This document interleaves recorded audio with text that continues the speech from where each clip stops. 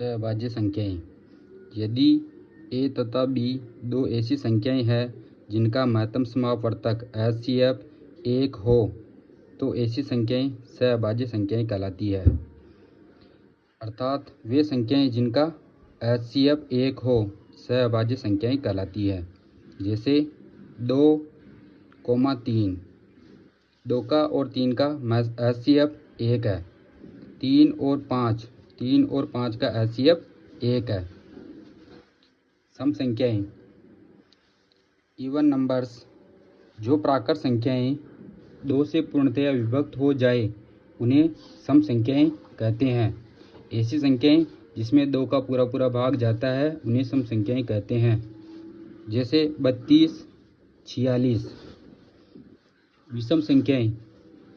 Odd numbers. विषम संख्याएं odd numbers. जो प्राकृत संख्याएं 2 से पूर्णतया विभक्त न हो उन्हें विषम संख्याएं कहते हैं। जो प्राकृत संख्याएं 2 से पूर्णतया विभक्त न हो उन्हें विषम संख्याएं कहते हैं। जैसे 23, 35। इसमें भी 2 का भाग नहीं जाता है, इसमें भी 2 का भाग नहीं जाता है। ऐसी संख्याएं विषम संख्याएं हैं। अभाज्य संख्याएं। Prime numbers. अभाज्य संख्याएं प्राइम नंबर्स। ऐसी प्राकृत संख्या जिसके 2 तथा केवल 2 गुणनखंड हो अभाज्य संख्याएं कहलाती है। ऐसी प्राकृत संख्या जिसके 2 तथा केवल 2 गुणनखंड हो अभाज्य संख्या कहलाती है। जैसे 100 से कम सभी अभाज्य संख्याएं नीचे दी गई है। 100 से कम सभी अभाज्य संख्याएं नीचे दी गई है। 2, 3, 5, 7, 11, 13, 17, 19, 23, 29, 31, 37, 41, 43, 47, 53, 59, 61, 67, 71, 73, 79, 83, 89, 97। इनकी संख्या 25 है। 100 से कम सभी अभाज्य संख्याएं नीचे दी गई है। इनकी संख्या 25 है। अपन एक प्रश्न करते हैं, 173 एक अभाज्य संख्या है या नहीं। तो अपन क्या देखते हैं कि 173 से बड़ी संख्या जिसका वर्ग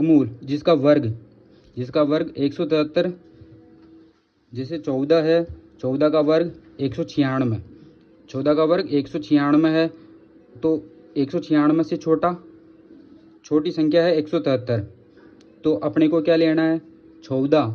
यहाँ 14 आ रहा है जिसका वर्ग करने पर 173 इससे छोटा है। तो 14 से छोटी सभी अभाज्य संख्याएं लेनी है। 14 से छोटी अभाज्य संख्याएं अभी अपन ने लिखी थी, उसके अनुसार 2, 3, 5, 7, 11, 13 स्पष्ट है। अब इन सभी अभाज्य संख्याओं का 173 में भाग नहीं जाता। इन सभी अभाज्य संख्याओं का 173 में अपन भाग देंगे तो भाग नहीं जाता। इसका मतलब ये हुआ कि 173 एक अभाज्य संख्या है। संख्याओं में भाग संक्रिया। Division on numbers. Division on numbers. इसका एक फॉर्मूला है, A बराबर B गुणा Q प्लस R, जहाँ 0 से बराबर और ज़्यादा होना चाहिए R का मान और B से कम होना चाहिए। A बराबर B गुणा Q प्लस R, जहाँ 0 के बराबर और अधिक होना चाहिए R का मान और B से कम होना चाहिए। A यहाँ पर भाज्य है, B भाजक है, Q भागफल है, R शेषफल है। अपन इसको ऐसे लिख सकते हैं, ये फॉर्मूला बन जाएगा, भाज्य बराबर भाजक गुणा भागफल प्लस शेषफल। भाज्य बराबर भाजक गुणा भागफल प्लस शेषफल।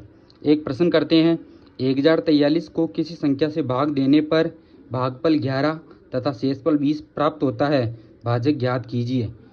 प्रश्न में दिया गया है उसके अनुसार यहाँ भाज्य कितना है, 1043। यहाँ भाज्य 1043 है। भागफल कितना है, भागफल 11 है, भागफल 11 तथा शेषफल कितना है, 20। तो अपन सूत्र लगाएंगे।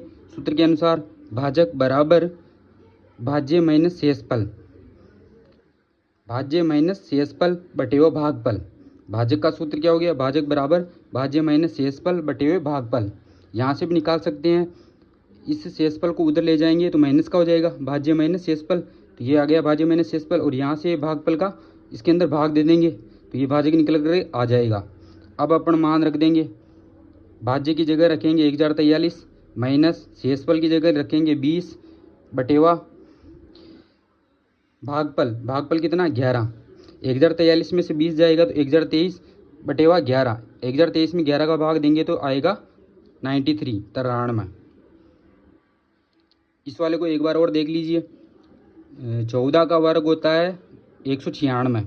196 से छोटी संख्या है 173। ठीक है, तो 14 से छोटी सभी अभाज्य संख्याएं लिख लेंगे। 2 3 5 7 11 13। 2 का भाग भी 173 में नहीं जाता, 3 का भाग भी 173 में नहीं जाता, 5 का भाग भी 173 में नहीं जाता, 7 का भाग भी नहीं जाता, 11 का भाग भी 173 में पूरा पूरा नहीं जाता, 13 का भाग भी 173 में पूरा पूरा नहीं जाता। इसका सीधा मतलब है कि 173 एक अभाज्य संख्या है। ठीक है, please like and subscribe my channel.